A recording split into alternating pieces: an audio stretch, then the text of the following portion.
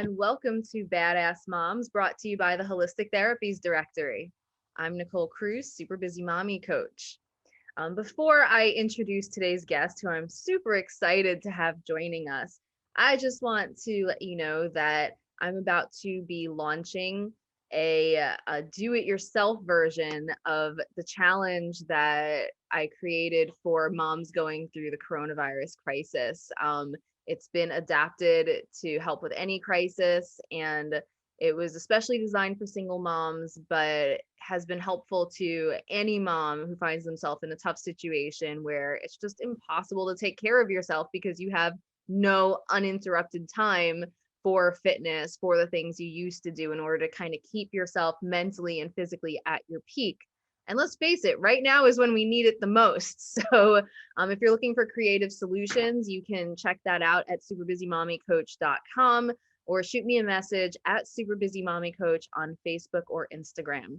I also have one-on-one coaching slot that I'm looking to fill. And so if you're interested in individualized solutions, message coach me to superbusymommycoach.com and we'll start your free consultation. All right, today I am super excited to welcome Helene Taylor. Helene is a total badass. She is a certified personal trainer with a fitness nutrition certificate, a level 2 CrossFit coach, and a PSIA Level 2 Alpine ski instructor.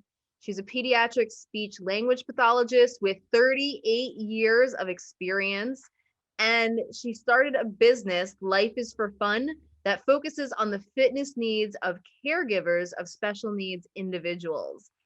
Helene has also been a single parent to 2 amazing athletic kids who are now 20 and 22. Helene, welcome to the show. Hello, thank you. I'm so happy to have you. I'm happy to be here. This has been like great growing relationship. Yeah, totally. I love talking with you every single time. The conversations we've had already, I feel like we could just go on and on forever without realizing it's been like hours. Yeah. We almost did that last time. Yeah, pretty much. Okay, so can I share, like, are you comfortable sharing your age with the audience? Yes. Yeah. Okay. This is one of those where like everybody has this idea of how old somebody is. I am 61. And I promise you the last picture that I posted of myself on Instagram is not doctored up. My husband is a great photographer, but it was with my phone. So it may be testament to the importance of taking care of yourself. You can be 61 and not look like other people's like kind of pictured version of 61. So yeah. Yeah, absolutely. I mean, you're 61, you CrossFit, you teach skiing. I mean, you're just a ball of vitality and energy, and it's amazing. And, like you said, it's like people have this idea of what aging is, but that's just because we've allowed it to be that. Like, if you abuse your body for that many decades, that's what aging looks like. But aging can also mean that you still have this healthy glow about you. And yeah, you get a couple little lines around your eyes or whatnot. We have those, right? But you just like, you don't look like you're disintegrating and breaking down. You still look, full of energy and glowing, and it's really great. It's really great. Like I was joking last time we talked, I'm like, I want to be like you when I grow up. Well, I'm hoping I can be an inspiration to people on that end too. It's like, you don't have to be that version in your head of what this is. And like, speaking of like energy, like I coach at Park City, I coach a group of girls that are between 7 and 11 years old. They're grouped by ability, not age. So it's really cool. So they're all like similar levels of skiers. And we hiked up into something called Scott's Bowl, which is a double black, and you have to literally jump into it. So we hiked up, and I was like, black? Sorry. Double black is the super hard stuff, and black, and so rewind. The difficulty grading system for a trail is green. It's a green circle, blue square, black diamond, or double black diamond. And so short version is double black. Sometimes depending on where you live in the country, a black in the East might not look like a black out here. So the double blacks out here are harder because the mountains are higher. Although I dare say like a black diamond at something like Hunter Mountain in New York State is hard. But that's more because of the icy terrain that it gets. I have skied that. I would definitely say that it earns its gradation of black. But out here, like a double black is either you're skiing in the trees or you're skiing something super steep. So and this is where like keeping yourself fit, it's just like it gets more fun. I literally jumped into this whoosh of powder off of the edge of this trail and skied with these kids, and I can do it and it doesn't break me, and I'm not boasting, I'm just saying like it's still getting better. I PR'd a lift on Friday, and like, cause so like you can do this. You can be a single parent. You can have a full-time career. You can do those things. And if you think about it, it's my thing. It's like, think about things in small pieces, just like you do. You can be successful. Yeah, absolutely. So, we're going to get into how, right? Because a lot of people are like, okay, that's great. You're telling me I can do it, but I can't actually figure out how. I'm trying. I'm not getting that. I'm not getting those results. So we'll get into the how for sure. But first, let's go into like, how did you end up passionate about fitness? How did you end up doing the work that you do? And then, combining your speech pathology and your fitness into this family support business. So the how I got into I think that there's like different parts of the how. My earlier part of my life. So like I'm gonna give our audience a little bit of the early part of my life, because it was interesting listening to one of your podcasts with the child whisperer. I'm like, oh my gosh, I wish I could have like learned that when my kids were younger.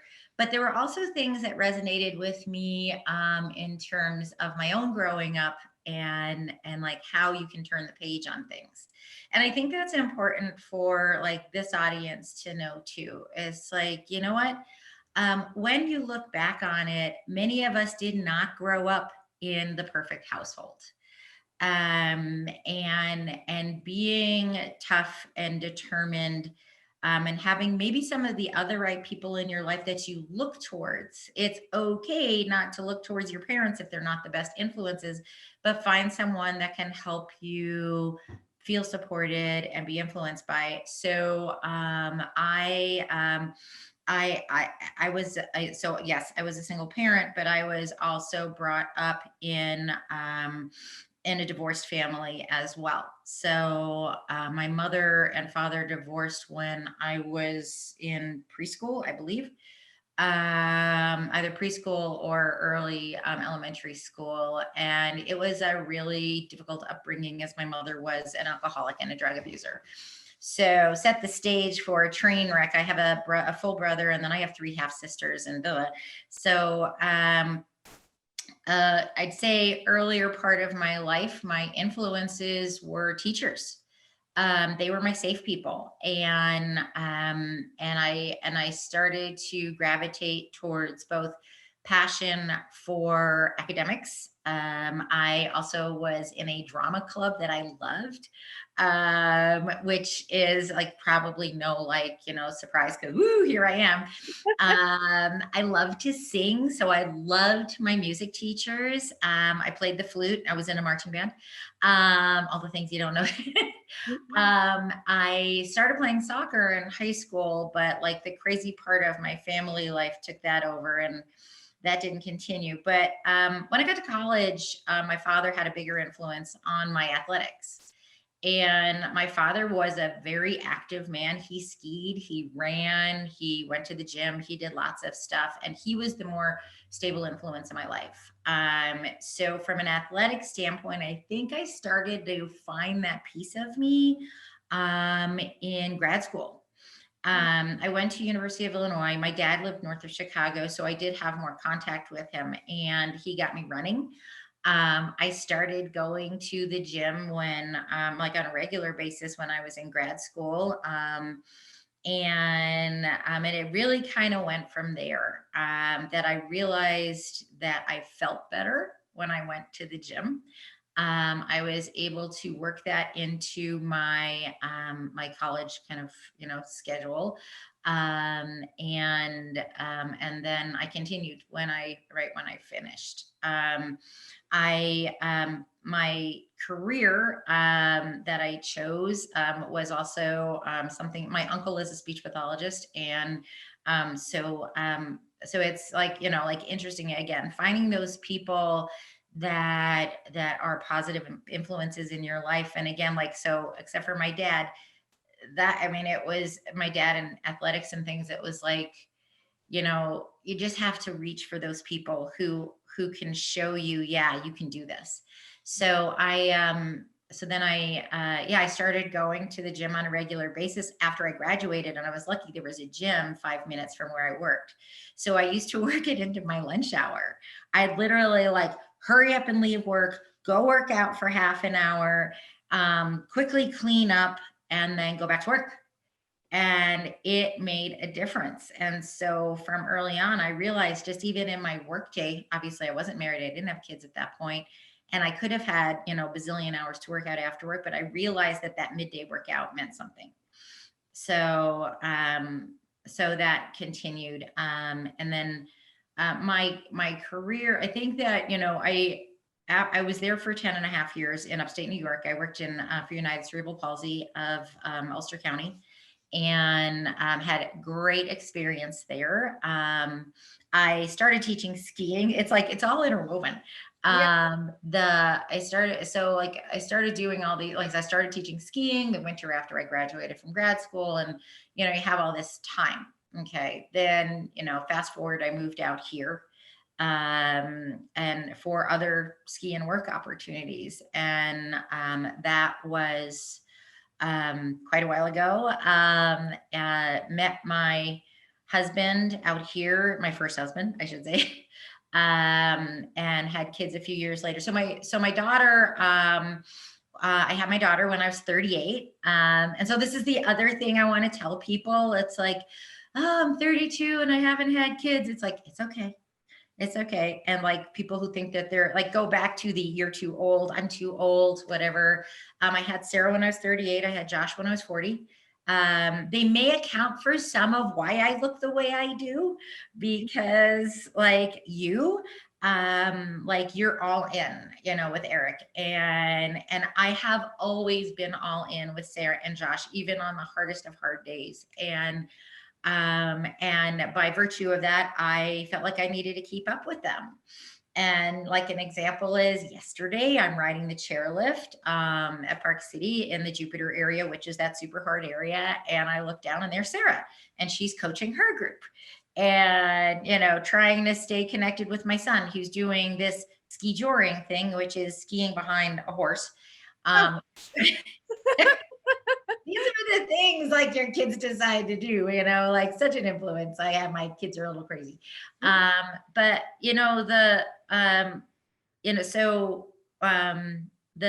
I was married to their dad, I realized that my fitness was starting to fall off, and it was affecting my mindset. It was affecting how I did stuff with my kids. I was still running. That's one thing I have to say. Like, so my ex-husband and I met through running, and we trained a lot in terms of just like running stuff. I did a half marathon the summer after I had Josh. I mean, kept doing those things. But then there were some things where I felt like I needed to add or change, and I made sure that that was part of it.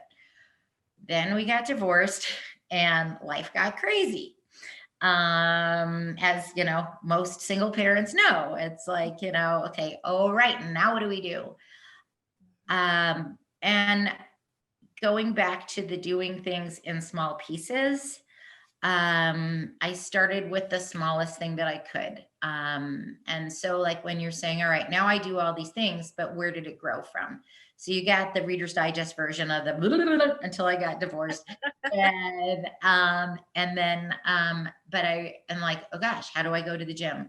How do I get my run in? Things like that. And I think you have to start small. So when I look back, I was like, all right, my ex-husband had my kids on Tuesday night. So that was a night to go to the gym. Okay. The kids were in school Friday. They were in, like, I worked Monday through Thursday, which I still do. So on Friday morning, when after I dropped them off at school, I would go to the gym. So I made sure I did those things. Like those were sort of written in stone, non-negotiable. I was still volunteering at their school. So I'd go to the gym and then go do my volunteer thing at school. And then, but those 2 days made a difference. Luckily also, my ex-husband and I had a cordial enough relationship that because we both also love to ski, we made it so that we could still ski with the kids. So so I mean, we just kind of worked that out. So Sarah was, let me just think about this. Okay, so Josh was 6 and Sarah was 8. So they were at that point both in ski programs in Park City. Park City has great kids ski development programs within, and that kind of flow into, they call it pipeline, into the Park City ski team. So they were both in those programs. So I made sure that I continued that because like, so it's like, instead of saying like, I can't, it was more like, okay, how are we going to figure this out? And so I continue to do those things, with them. So I was actually coaching for Park City and in the what they called Saturday Adventure. I now coach and learn to race because once Sarah or Josh aged out of Saturday Adventure, then I coach and learn to race, and that's where I am now. But it's like it's an evolution of things. So they didn't all start that way. And I think you have to like really just kind of tough out some of the hard times and find the balance. Transportation for my kids going up to ski was sometimes a partial argument, I'll say, with my ex-husband. It's like, well, we're just doing this. They can't be late. I can't be late. And so I would sometimes have to make the decision to go get them instead of him dropping them off. And I'm like, all right, you know what? I think that, you have to decide if you're going to have an argument or you're just going to do what you got to do to make things work. So that's what I did. With my, and so that's, part of my personal thing. And then I continued all that. I taught my kids to be as independent as they could be. So they didn't depend on me all the time. So I could go for a short run, lock them in the house. I live in a pretty safe neighborhood, but like I could lock them in the house and we'd be okay. We got a dog when Sarah was in 6th grade. And this was a rescue who became very attached to Sarah. And so these are like all the little funny things. Like you're making me remember, like, how did I do this? Toto, who doesn't look at all like Toto, is a Jindo, which is a Korean hunting dog. We got him because Sarah was doing a volunteer project at the Humane Society. Because she was only in 6th grade, I had to go. So that meant Josh went. So we would all go once a week to do this volunteer thing on Friday. And one day, Sarah, we were looking at this dog and I don't know, it just like happened. Like in 3 hours, I had a dog. And from volunteering. It wasn't on the first day, I promise you, but like we made this connection with this dog. Well, this dog is territorial and this dog would sooner eat you than allow you in the house at that point. And so he was okay with us. So I worked Toto into my fitness routine because I started running with Toto. He had to be walked or run in the morning. So that was part of my fitness routine. Like I would do just a 2-mile run with Toto, which I promise you was not slow because the guy can run. And so, you know, like I think like a lot of things evolved that way, and that helped me stay fit. Kept going to the gym, obviously. I was also very, I was also very into fitness with a girlfriend of mine who is a physical therapist. She's a pediatric physical therapist. Her son and Sarah went to school together. They've been in school together since Sarah was in 2nd grade. And we started the presidential fitness program at their school. Marianne and I were able to get parent volunteers. This is a school that had relied on parent volunteers for a lot of things anyway, so that wasn't a hard part, but getting parent volunteers who felt okay about their own fitness to do this was a little tricky at first. And so I felt like we influenced this whole other group of families and kids that went on to do some amazing things. I mean, it's fun to see where like Sarah's elementary school schoolmates and Josh's too went on in terms of fitness. And so like, you know, like one of the things that people have asked me over time, and this is even when the kids were in elementary school, was, how do you do this? And I think it kind of reminded me of just being pregnant. It's like you didn't all of a sudden have this 8-month worth of, you know, mass in front of you, right? It's like, you know, if you put that weight in front of me now, from this weight to that weight, like now I'll be like, whoa, how did I do that? Well, I didn't do it all at once. Like that weight grows, you know, with the weeks and months. So similarly, like activities, and this is again what I try to remind people of. It's like, yeah, I do a lot of stuff now, but I didn't say, hey, you know, tomorrow I'm going to be a ski instructor and a CrossFit coach, and you know, and do all these other things. I did it little by little. And I think that's a mistake a lot of people make, whether they're single parents or not. It's like, you don't have to do it all at once. It can't be done all at once. And so as one thing, it's like a layer, as one thing became comfortable, then I was able to add another layer and add another layer. I'm a part-time ski instructor. When I didn't have kids, that meant I could teach on both Saturdays and Sundays and during some holidays. Okay, fast forward to having kids, you can't do that. And so with Josh and Sarah, their dad had them every other weekend. So, and they were both in ski programs. So I coached on the day that they were also in programs. And when their dad had them also on Sundays, then I also worked on Sunday. That helped because I made some extra money too. But really, like, I fit it in around the kids' schedule, and that worked. And also because their dad skis, it was a benefit to all of us, because then over a relatively short period of time, the kids were able to ski wherever we wanted to go skiing. They're pretty athletic. So by the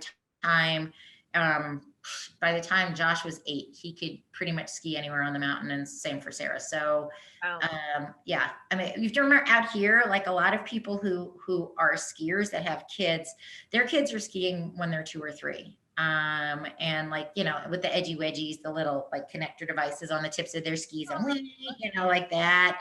I probably need one of those. Yeah, they make them for grown-ups, but you probably don't need one. I could teach you how to get down the mountain without killing yourself. Oh, well, I'll have to do that. I've never been skiing before, so I know to go to Park City and find you. Yes, I'd happily take you skiing. But like, you know, like what I'm trying to say again is like this whole athletic pursuit, this whole fitness and nutrition pursuit was a process of building layers. It's like, okay, I got this one. All right, so that one's comfortable. Let's add the next one, and doing it intentionally. You know, it didn't just like land on me. It didn't land on me as an obligation. It landed on me because I wanted to do these things. And just like a lot of the things I see you do with Eric, it's like you introduce your kid to your passions too, and it makes it that much easier. It makes it that much fun, and it doesn't feel like a have to. It's like you want to do this. So, now, watching my kids and the offshoots of that and their positive views of their own fitness and their nutrition and the other things that they do, like, yeah, sometimes it's scary to watch both of them ski because like they can jump off of stuff. And, of course, yeah, I guess I did say I jumped off of something, but okay. But um, the but like kind of skipping over to the business part of things. I You can probably tell, like, I love coaching. And so so my ski instruction stuff, we luckily, and I want to say luckily, like PSIA is like every other professional organization where you are required to do a certain amount of continuing education at least every other year. And so you take on hill or off hill courses that help your own skiing, that help your own teaching, and your coaching skills. When you become even a level 1 instructor, you have to know stuff about coaching. When you become a level 2 ski instructor, you know more about coaching, and so on. And so that evolved. And I realized that I also wanted to do more personal training. And then what I started to look at was I started to really look at the families I work with. It is impossible to do what I do in the speech pathology world, especially in pediatrics, because you're with families for a long time. This is not a few weeks and done. This is, probably a few years. Like you're with families, like, except for very few, for at least a couple of years, and you get to know people. And what I started to see was these health problems that some of the parents that I had met when their children were infants, these health problems that some of the moms would tell me that they had.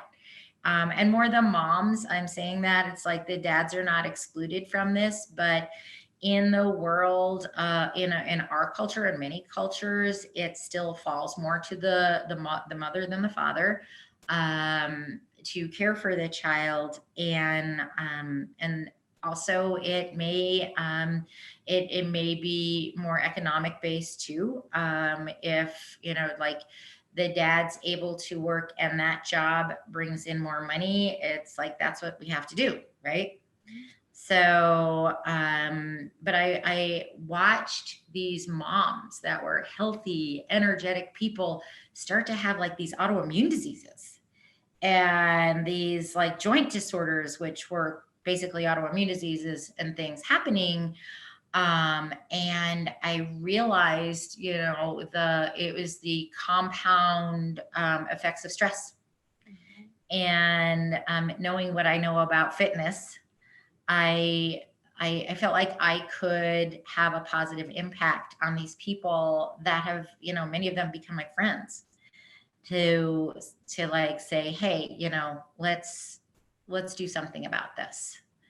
I started this business, and I, with like, it's right now still low income producing, but it's like, it's passion for me. And I know it will grow. But I've had some really positive feedback and effects of even people like starting to build home gyms where they thought I was crazy asking them to do air squats. When I get messages going, hey, I lifted this, or I did this in this much time, and I'm realizing, and then I'm watching them look and feel healthier and be more resilient when their kids have some of the, like, all of the bumps in the road that comes from kids with different genetic disorders or medical conditions and things like that. I really try, even in my sessions with families, once I've gotten to know them a little better, is like asking them, like, what are you doing for you? Let's talk about that for a minute, because that also, it's impossible to split apart. It's like what you do for you is also equivalent to what you're doing for your child. That if you feel like crap, it's harder to do the things you need to know, that you need to do for your kid. So yeah. I mean, that's also powerful. I mean, there's so many things I want to unpack there. Emphasizing the point about, if you don't take care of yourself, you can't for your kids. I think, there are the hierarchy of needs. And yeah. some people are at that point where it's all about logistics, like show up to work, make money, pay bills. I think it's hard to see that because you're like, well, I feel like crap, but I'm still showing up to work, making money, paying the bills. And so it's better for me to do that than to take care of myself. And like, in a sense, like that's part of it. But I think when you invest in taking care of yourself, all of a sudden there's this emotional side you're able to give. There's this wisdom that you're able to give. And I completely understand being in a situation where you're not at that stage of the hierarchy of needs yet, where it's just like, I need to pay the mortgage, or I need to pay my rent, or I won't have a place to live. Like, I totally get that. But the more you can make it a priority, however, like no guilt if you need to, tell your kids, like, go on the iPad for an hour or whatever it is, or, hey, I'm going to ignore you for these 30 minutes, whatever you need to do. I know it's not always that easy depending how old your kids are. We're going to get into the logistics of how to make this work. We're going to get there.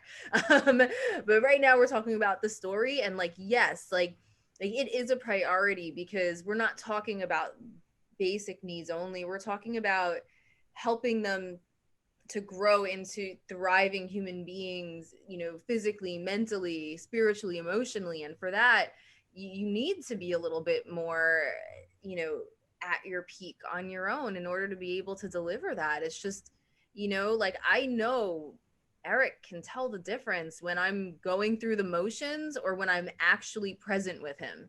Like when I'm not able to take care of myself the way I'd like to, I'll be there, but he can tell I'm not really there and I'm just trying to force it. And it's not the same for them, and it gets deeper as you get, as they go through different stages. But yes, I want to underscore that point, of course.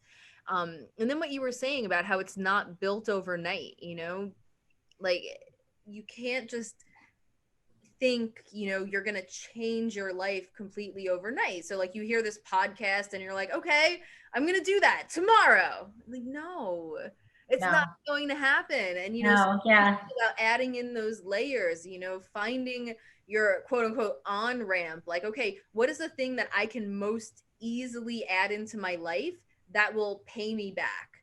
Right. So like, so maybe it's, eating better. Like, okay, I can eat better and that will give me more energy. And then once I have that extra energy, I can do some jumping jacks in the morning to help me start on the right foot. And then once I get the boost from that, I can add in a walk during lunch. And once I get the boost from that, well, now I'm sleeping better because I'm getting some activity. And, like, it's like, what's your on ramp? And then those layers and being strategic. And you can, if you're self-taught, you can totally dive into that and figure it out on your own. Of course, having a coach, if you are able to, if you have the means, can really help to streamline that process. Like people who know my story know I thankfully had this background, but it still wasn't easy to figure it all out on my own once you added in the logistical challenges. Because what's the conventional wisdom?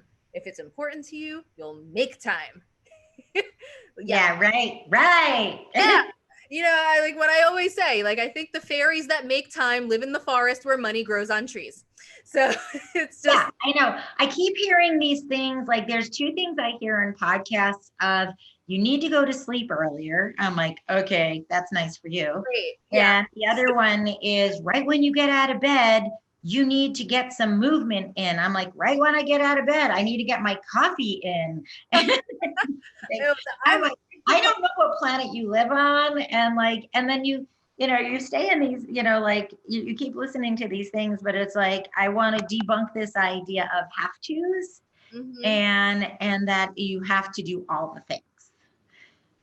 Yeah, you have to pick the ones that'll pay you back. Like you don't have, like that's like when moms tell me I don't have time, I don't have money, I don't have whatever it is, I don't have energy. Like first of all, people need to believe them.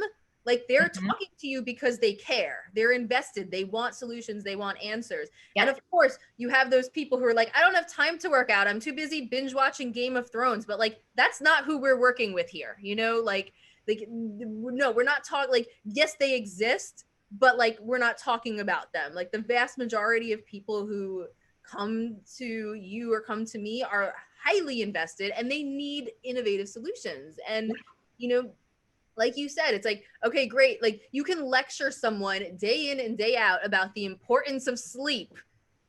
If it's not going to happen, it's not going to happen. Like, okay, I have a cluster feeding infant, I get that sleep's important, what do you actually want me to do? So okay, let's talk about how to improve the quality of your sleep. I'm actually a big fan of movement first thing in the morning, but I'm like 1 minute of jumping jacks. Yeah.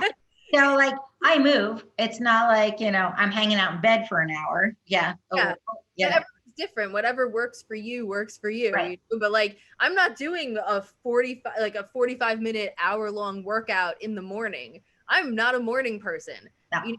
What I do, my morning stuff I do during COVID, it's been a minute of jumping jacks, and then I'll do my usual morning warm up a little later. Before COVID, when I was waking up before 5 a.m. every day, you know I have a hardcore routine, which I mean, people who have worked with me know it. You can get it free on my website. But I have the hardcore routine, which takes less than 10 minutes, about 6 minutes. And then I would switch that off with like a power burpee routine, which would take 5 minutes. And like that's like I can't do more. I'm not a morning person. Like you're not going to get me up at 3 o'clock in the morning to do more than that. I'm sorry. No. Like No. I was like, I'll do the rest at another time.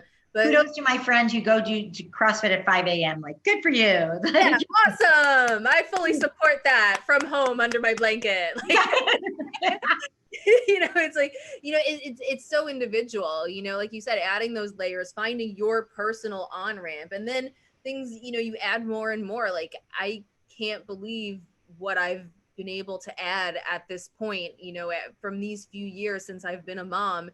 It's like if you had told me what I'd be adding on at this point, like now I'm like, all right, so I have to work up to 2 hours of meditation a day for the type of practice that's actually most helpful for me. And so I'm like, all right, well, right now 2 hours isn't paying me back enough because I'm not, effective enough at the technique where 2 hours would give me enough benefits where I could work it in. So I'm doing 15 minutes in the morning and then an hour at night before I go to bed, and I'll work up to the rest of it. I didn't start with that. I started with less and, work up to it. It took me years to work up to that amount. But like you said, like you add in those layers based on what you're on ramp in and what'll pay you back. Yeah, I think, and what you said about your kids doing what you do is so powerful because they don't have to just be obstacles to health and fitness. They can be Mhm. your biggest supporters and enablers if you set that up. And like if you're hearing this for the first time and your kids are 13, yes, it's harder. If you have babies, you can start doing it immediately, but they'll do what you do. And you know there's a difference between physical activity and training. Okay, and it's a really important distinction because um some of the programs out there propose like more physical activity as a substitute for training, which you can't do. But then there are others that only propose training and completely leave out the benefits you can get from plain old physical activity. Whereas for moms, with young kids who interrupt you every 4 seconds, if you combine the two, there you go, you have a powerful solution. So you get tons of physical activity and movement, and this isn't the very specific program type of workouts that get you those incremental results that get you fitter, right? This is just getting in the movement, getting your blood flowing, staying healthy, a variety of types of movement, to keep your body going. But if you can do that, then you can drastically cut down on how much time you spend on those meticulously programmed specific workouts. And if you choose the right kind of workouts, you don't have to do them back to back because they actually require rest in between. They require Mhm. you to recover before doing your next set, which I know you know from you do intense stuff, right? When you do that Yeah. kind of stuff, which isn't the traditional mom, like traditional mom workout stuff. Everyone knows how much I hate it by now with its like, you know, cute little fuzzy pink dumbbells and like, you can do it. I'm like, dude, I lift children all day. What am I supposed to do with these things? Like, you know, Yeah. Like, wee. No, exactly. That's what, like, you want me to juggle them? Maybe that'll be a workout. I was like, I don't know. fling this across the room. I don't know. But you know, the other thing with is to state too is like your kids are watching all the time. Yes. Whether or not you think they're watching, they're watching. And you just brought up something really important with like, all right, yeah, I've been doing this for literally my kid's entire life. I was still teaching skiing when I was pregnant with Sarah. And so yes, Sarah skied before she was born. Okay. But, I love it. you know, and Josh too. It's like, you know, okay, my kids, yeah. But the thing is like they're always watching. And even if like, okay, mommy's gonna do 3 push-ups, and they see you doing that, and that's They climb on you. huh? And then What? they climb on you while you do And the they push. climb on you. And sometimes then you realize you can do a push-up with your kid on your back. And so, but seriously, it's like, why not? Because there's your resistance training. And then good luck not having the dog lick your face. You've seen some of my videos probably like push-ups and Grace is licking my face. But they're watching you. And like 13-year-olds, like really like going back to that too, because like single parenting of kids in adolescence is tricky. There are so many roads that to navigate, but like your kids still are always watching that. And they pull at you in all different ways, but like holding the line with, you know, some level of your fitness is so important because it represents your commitment to yourself. It represents your commitment to just being consistent with something which they desperately need when you're in a single parent relationship, and your relationship with their dad or mom, whatever is, you know, can be tenuous. And so they need to see these aspects of consistency in your life, that this is important and we need to keep ourselves healthy. And like even just, you know, so being coordinator of co-coordinator of presidential fitness at their school wasn't so I could get this feather in my cap. It was because I so believed in the power for kids in fitness, and by virtue of that had to keep myself fit because I'm demoing push-ups, I'm demoing pull-ups, I'm demoing, you know, all these different things, and like, hey, you know, this is good for you and me. And so, you know, keeping those things consistent, I guess, you know, for adolescents and teens is as important as anything else. So if there's a parent listening to this or watching this and they jump on and go, yeah, I missed the boat, like of doing this when my kid was 3, 5, 8, whatever. It's like, well, you didn't miss it because you can do it now. And that's really important. It's okay. It shows your child that you're like, you have the power, you are brave enough to try something new. Jumping into fitness, if you were not brought up in that kind of you know, family, is hard. Like my family never did anything. My mom was like a really unfit person.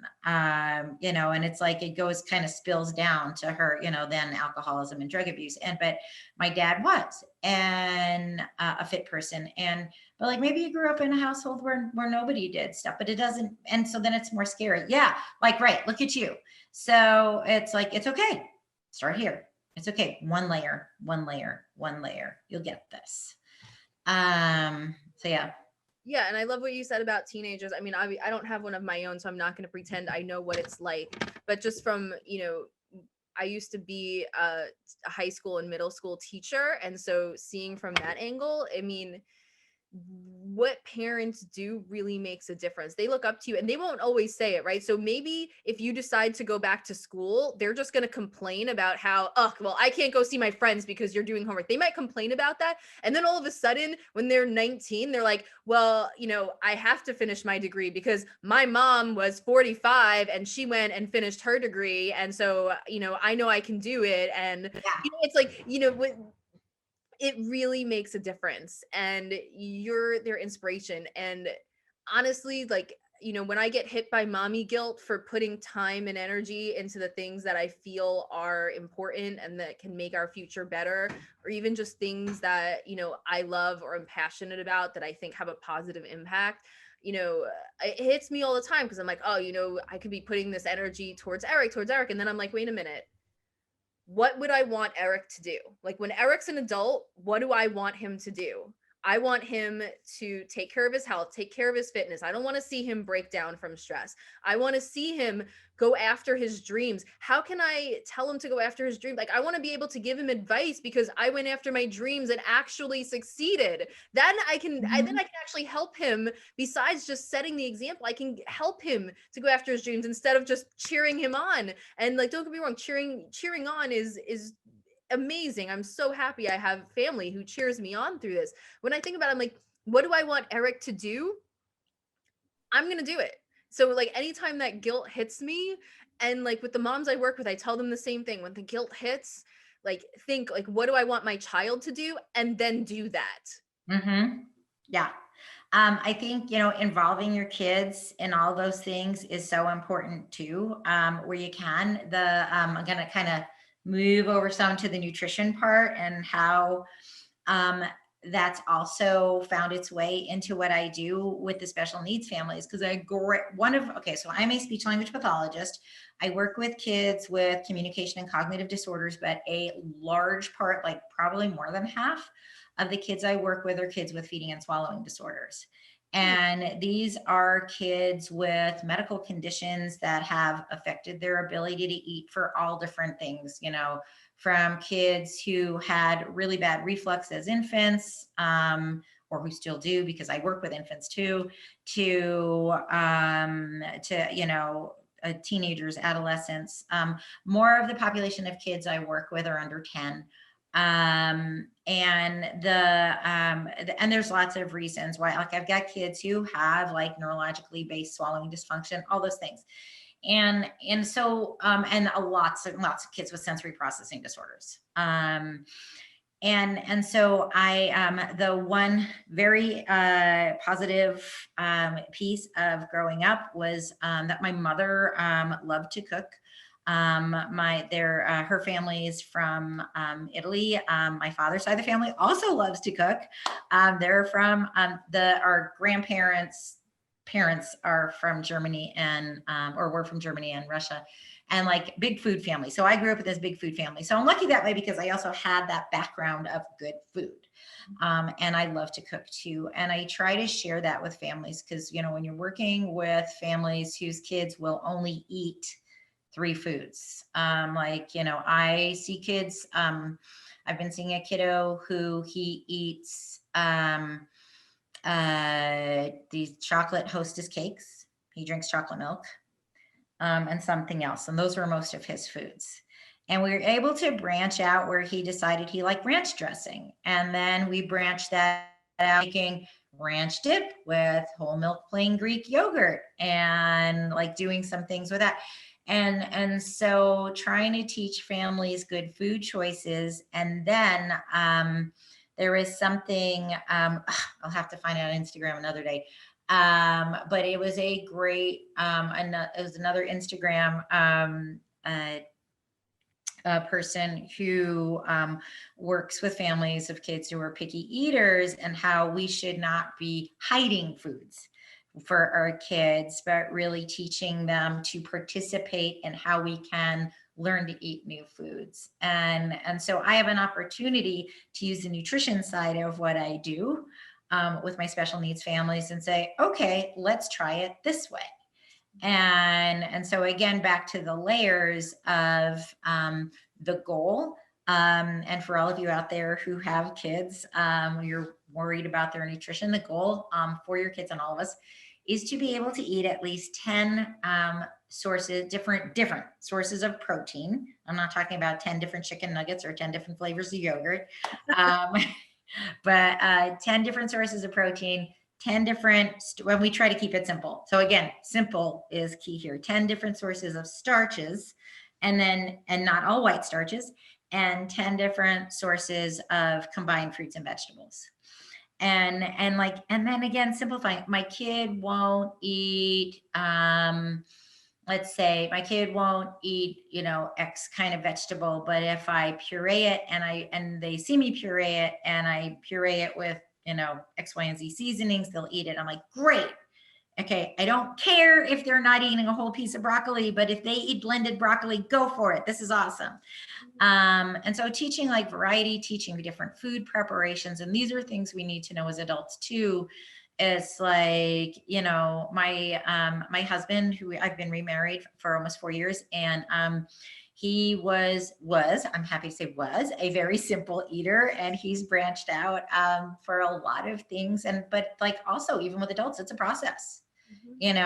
Chris did not eat asparagus. Chris did not eat kale. Chris did not eat like a few other vegetables that I make, but he does now because and we're learning how to cook things differently, and he helps me with things, and like all of the little, go back to layering of what we do. It's like, okay, he smelled it, okay, he tasted it, okay. Like I think about, oh my gosh, I've done feeding therapy with my husband, but when I start saying this out loud, I realize that I'm using the same principles with my husband as I do with the kids that I work with. But I have to do On that ourselves.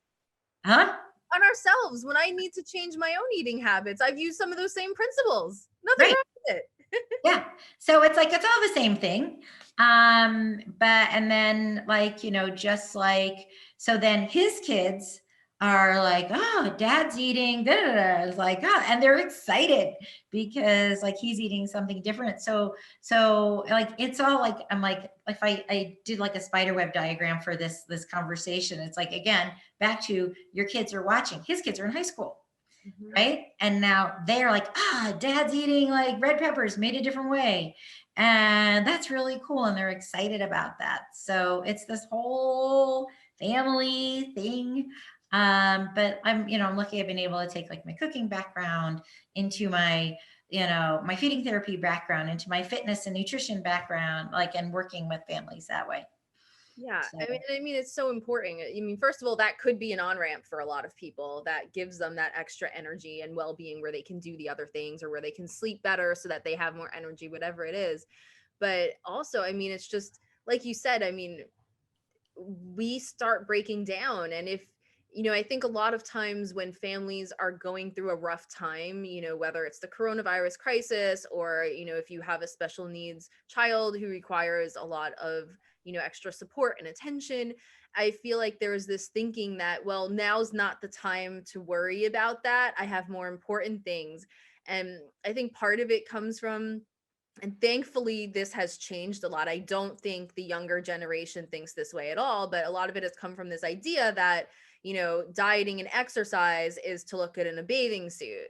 Right. And so, well, yes, if that's your goal, then no, you don't have time for that. But if you consider it as absolutely essential for functioning well and living well and being independent into old age, so that maybe your kids don't have to spend as much time taking care of you or whatever the case is, all of that, like, it is essential. And yeah, I think getting that in there, getting that nutrition in, it's just vital, because what you were talking about with, the autoimmune disorders and everything, like, no, I'm not saying every single one can be cured by diet, but let's put the basics in place and see what happens, because sometimes those miracles happen. Those diseases that the doctors say can't be cured, you put the basics in place with proper diet and exercise, mindfulness, stress management techniques, and then they're gone. And, I've seen it in my own practice. I'm sure you've seen it in your own practice. These are supposedly impossible cases, and it happens.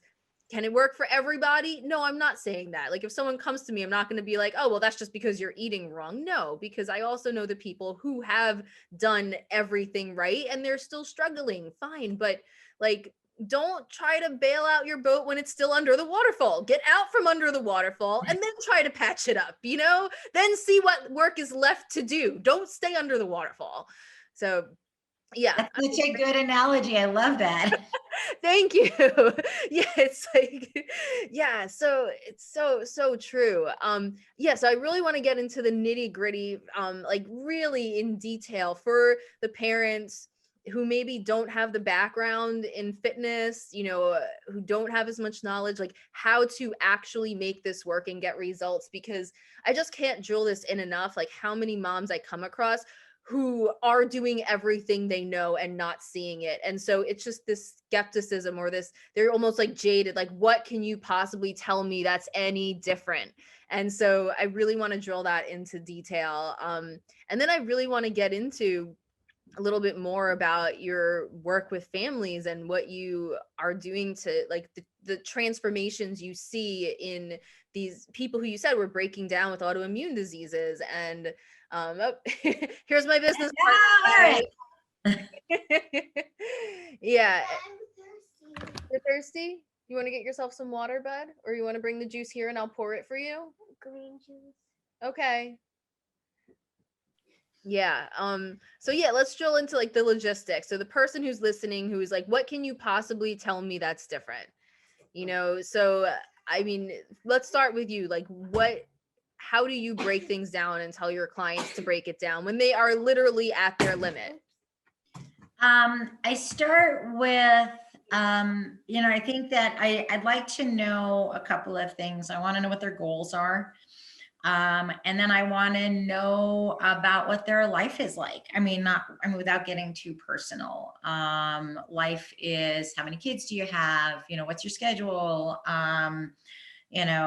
Stuff about what your house schedule, meaning like, do you work, do you volunteer a lot? What are your household responsibilities, things like that, because like those things are not going away. So I really make sure I have people write stuff down. Don't just tell me what you're doing. Let's write it all down. Let's write out some goals and say, okay, what are you currently doing to try to meet those goals? And I think the very first thing to really discuss is that people don't realize that they are often doing things that are already meeting those goals, but somehow, because of the more flashy part of our fitness and wellness world, they think that they're not doing what they should be doing. And, going back to the concept of layering things, it's like, let's take what you are doing first. Oh, does that count? Yes. I want to know also about their nutrition. I want to know about any food allergies. I want to know about any food challenges that their family, like maybe, for example, I had a kiddo that he was, for a while, he was on something called a ketogenic diet, which is very work intensive. Because if you think about keto, there are kids with seizure disorders that a ketogenic diet has been very successful with.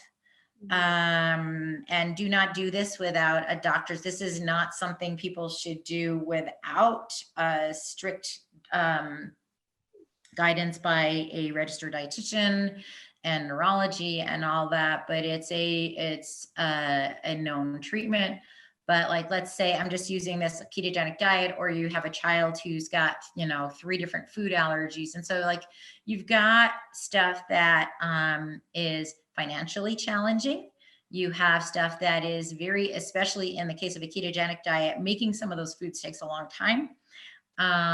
You have different kinds of food allergies. Sometimes you've got 2 kids with one allergy and another kid with a different allergy. So really negotiating all those things and saying, all right, let's learn one new recipe this week that's going to work for your family.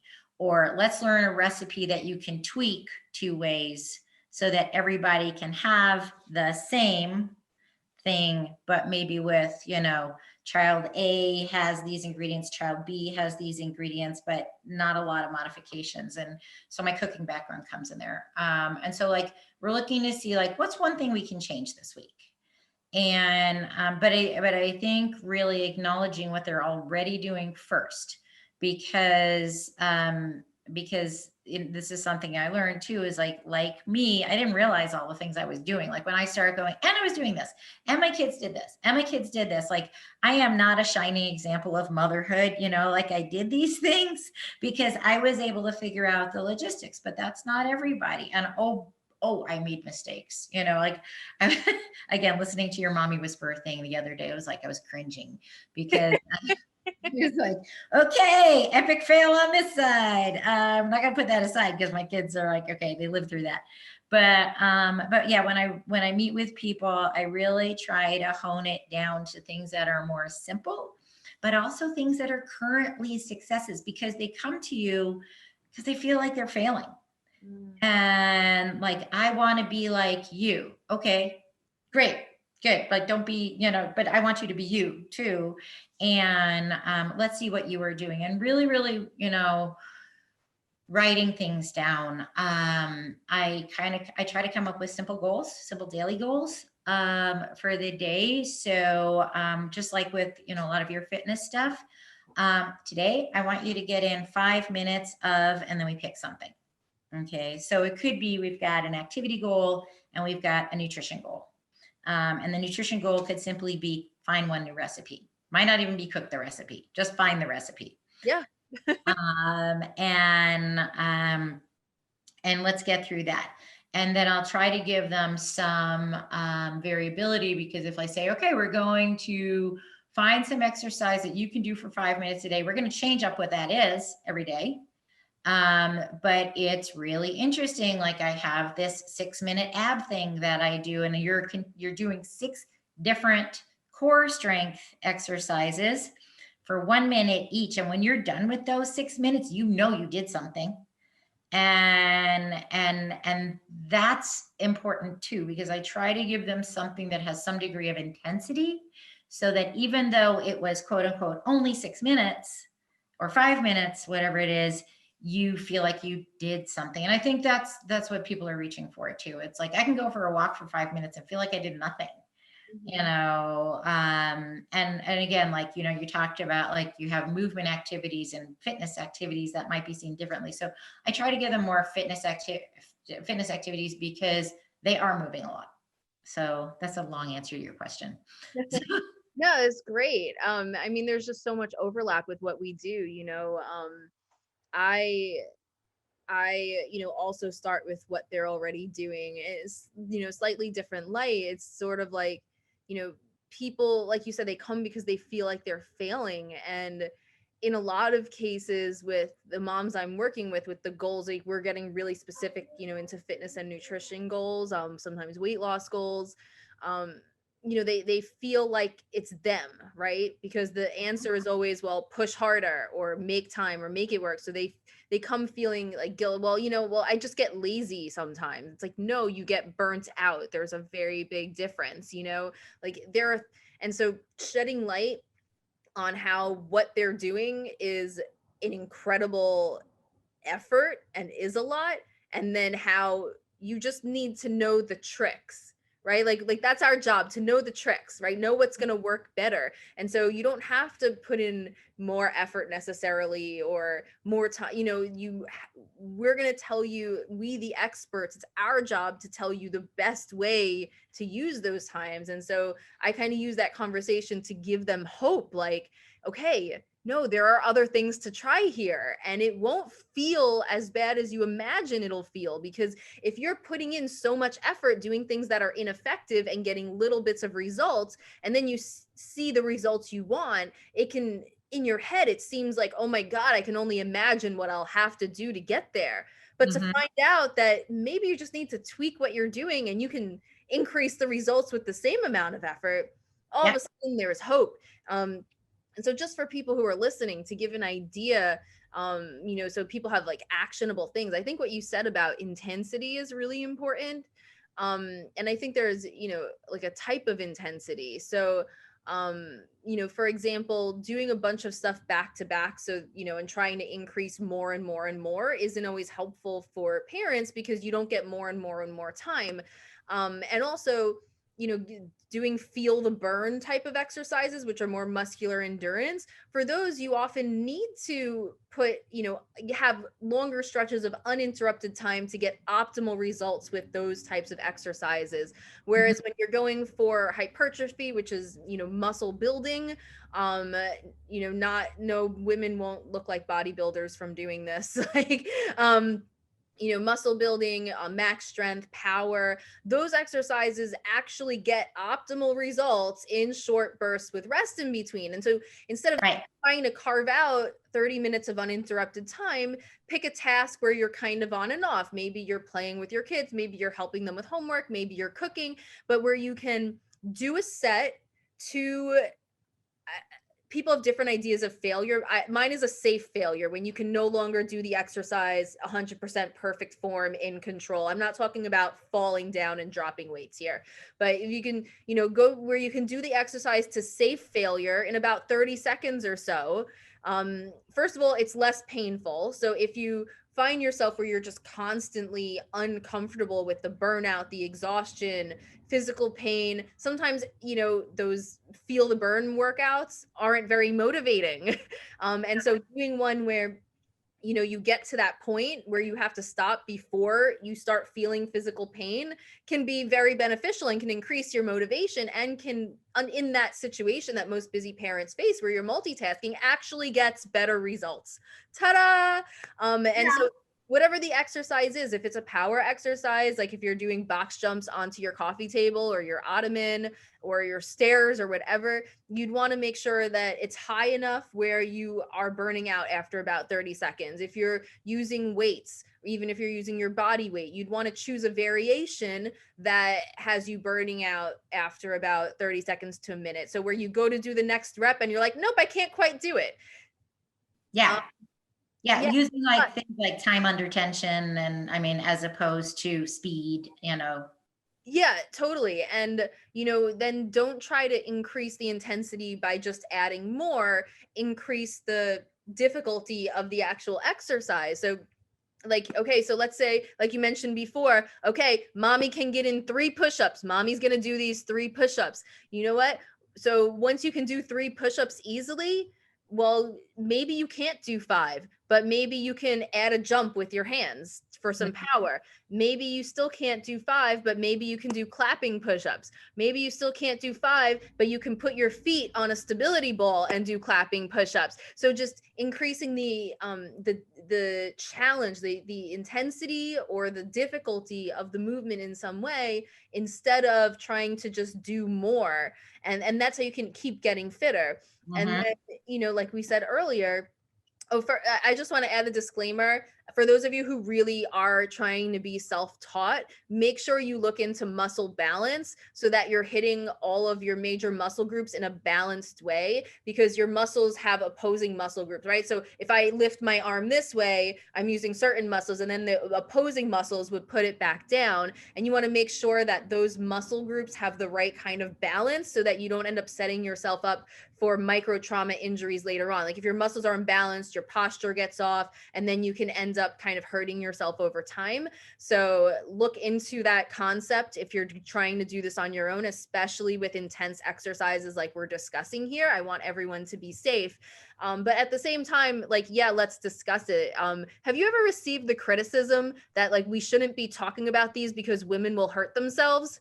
Oh yeah. But more so in the past.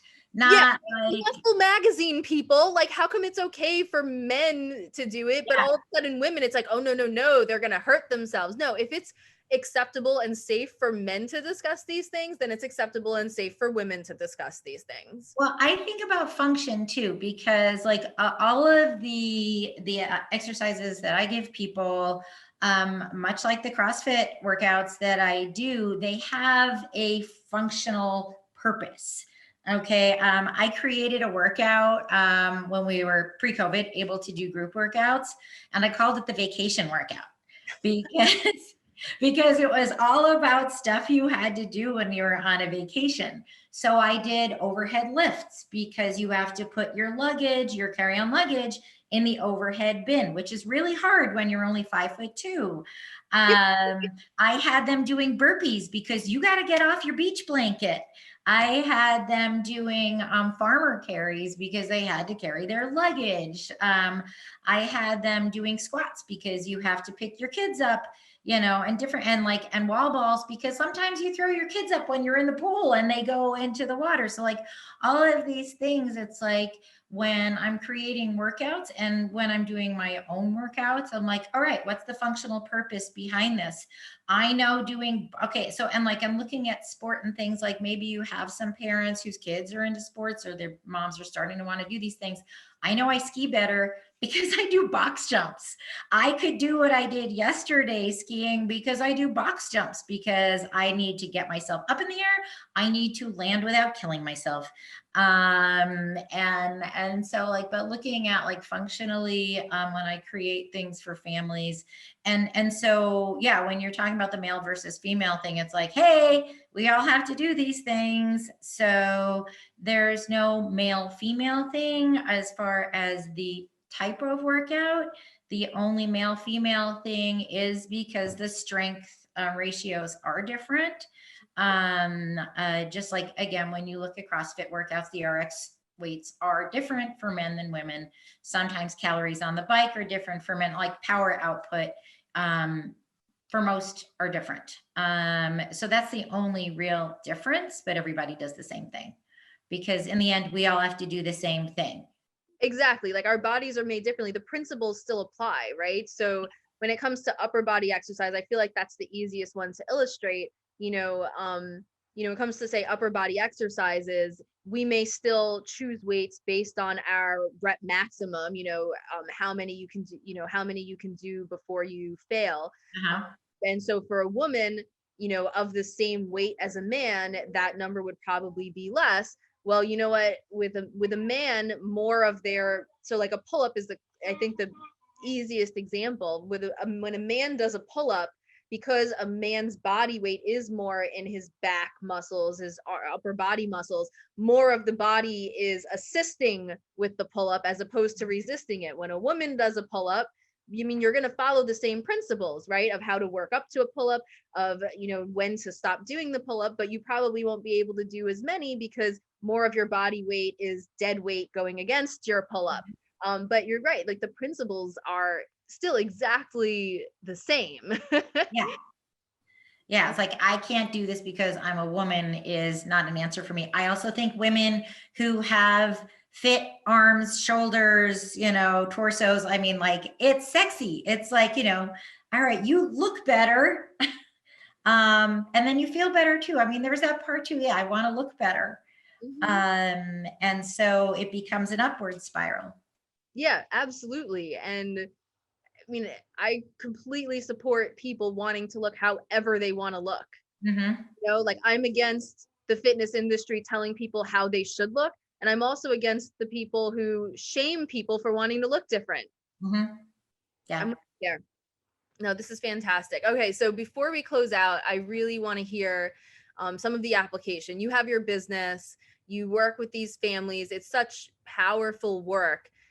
Maybe share some success stories or some of the changes that you've seen have a big impact. So someone who's listening today who maybe can't necessarily do private sessions with you, but something that's widely applied and can have a big impact. Like, let's hear it. So people can even look at my Instagram, Life is for Fun, HDT, because, and if you just scroll back, I've got lots of simple workouts for people. And I think, yeah, and sorry, like taking a cue from you on those shorter workouts. So like I've done a lot of very simple things. I've done something where today I just want you to do squats. So I've got a lot of those. I think that's like the shortest path to finding some things that someone could do today. Just scroll back in my Instagram there. The other, Is the numeral 4 fun? oh, it's, yes, sorry. Life Yes. is the numeral Life 4. is number 4, fun, HGT. Yeah. H is Helene. And there's a funny, another day, it's G is in Gardner, T is in Taylor. We accidentally flipped my initials. But that's how it is, so it's all good. Yeah, Love yeah, my husband laughs at me, this is my life. It's like nothing's perfect and it's funny. But so those workouts are in there. My website, I'm actually revising some things, but it's there. So you can see some pictures of people, real people that are working out. The woman whose picture shows up first with me is a huge success story. Her face, and I'm not like, that picture is probably from 3 years ago, but I want to keep it there because it's a picture of someone who could not do what we call pass-throughs, which are a mobility exercise using a PVC pipe. And the look on her face was the day that she could actually get her arms all the way back with the PVC. And she was so excited. Oh my gosh, she probably gave me the most grief during our group workouts when we were able to do them. Like, you want me to do what? I'm not doing this CrossFit thing. Well, they now have a home gym. She has been slowly acquiring stuff in their garage. And she has a rig. She has a bench. She has a barbell and weights and like all this stuff. She is working out every day. Her husband had also been struggling with some mental health issues and is now working out with, I just found this part out like a few weeks ago. He is working out with her every day. And so like, I am so excited. So this is a family I've known since their oldest, who is now in high school, was 3. And she's like my go-to person now for so many things. She's like my poster child for success going for, and the picture of her, by the way, on the website is not how she looks now. I should put it, I'm going to get an updated picture of her. But where we work through a lot of things in feeding therapy, actually, with her son. And so I was able to also influence their nutrition and the family's nutrition, not just his. And then mom's fitness. And this is where, again, your kids are watching. Her daughter, who was 16 at the time when we were doing the group workouts, was coming to workouts. And now her husband. I mean, that was like a gift to me to know that I had that kind of, that I was able to have that kind of an impact on a family where I'm helping someone indirectly through the stuff that I've taught them. So, yeah. Yeah, it has that ripple effect. You affect one person and it ripples through the family, and so I work specifically with moms, so I say moms, but whoever it is, you change one person and it ripples, whether it's the elderly parents they're taking care of, the rest of their immediate family, their brother, their sister all of a sudden sees it and wants to make the same changes. It's contagious.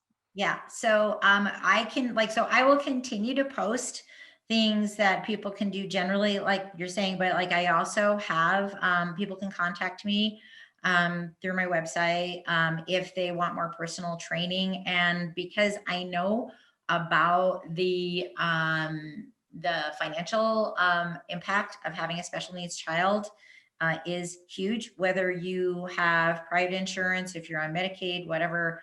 I make it very affordable for families, setting up 6 and 12-week programs.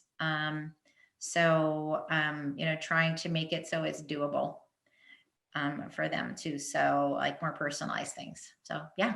Yeah, that's amazing. And do you work with clients only in person or online as well? Oh, online right now, it's more online than anything else. So, yeah, it was in person. But and that's, again, it was more in person when we were able to, meet at the gym.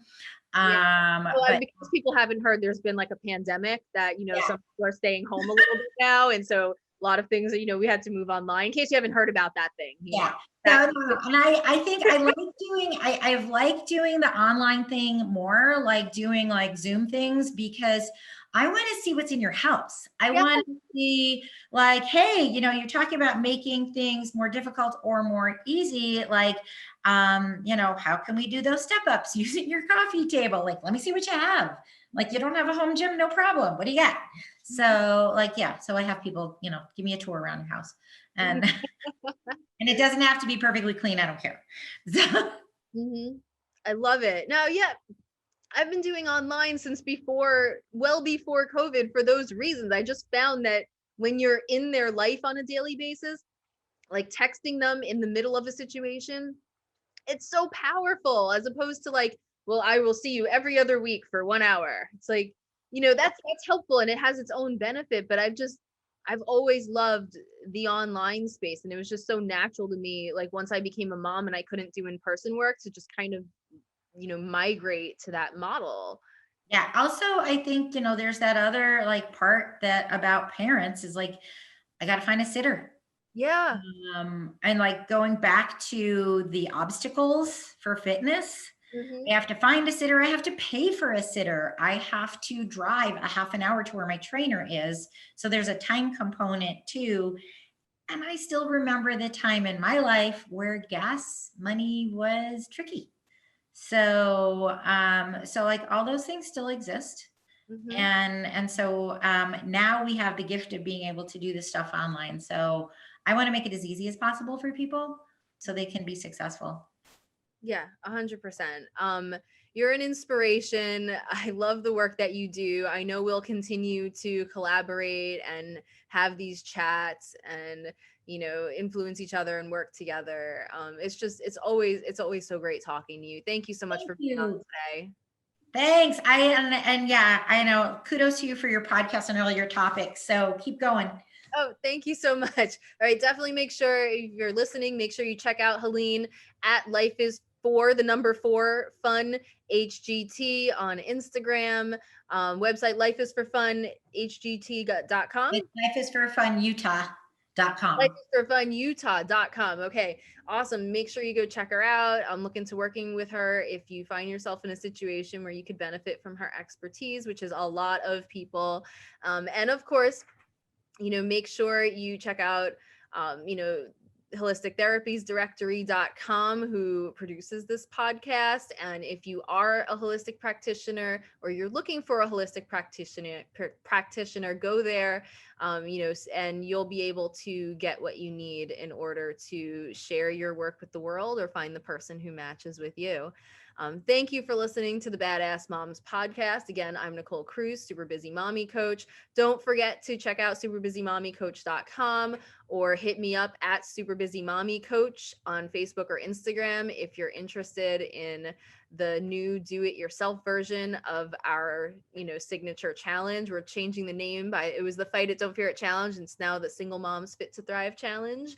And, if you're interested in one-on-one coaching, I have that one spot I'm looking to fill. So just DM me, coach me.